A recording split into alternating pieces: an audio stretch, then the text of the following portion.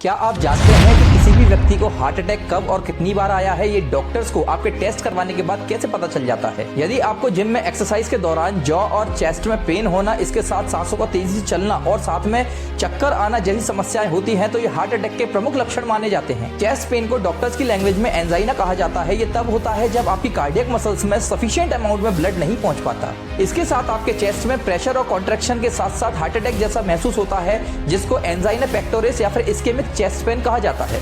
ज्यादातर heart attack सुबह 4 से 10 बजे के बीच में होते हैं, जब हमारे ब्लड प्लेटलेट्स यानी थ्रोम्बोसाइट्स स्टिकी होते हैं और हमारे एड्रिनल ग्लैंड से एड्रेनलिन हार्मोन का सीक्रेशन बढ़ जाता है, जो कोरोनरी आर्टरीज में प्लाक के ब्रेकडाउन होने का कारण बनता है। यदि आपके डॉक्टर को यह डाउट है कि आपको हार्ट अटैक आ रहा है, तो अक्सर एक टेस्ट किया जाता है जिसको ट्रोपोनिन टेस्ट कहा जाता है।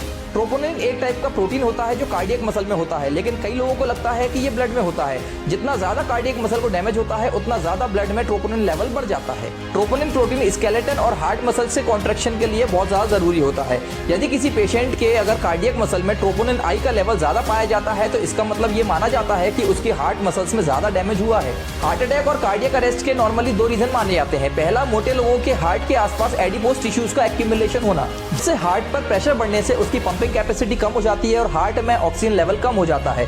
दूसरा होता है कार्डियक आर्टरीज में प्लाक का एक्यूमुलेशन।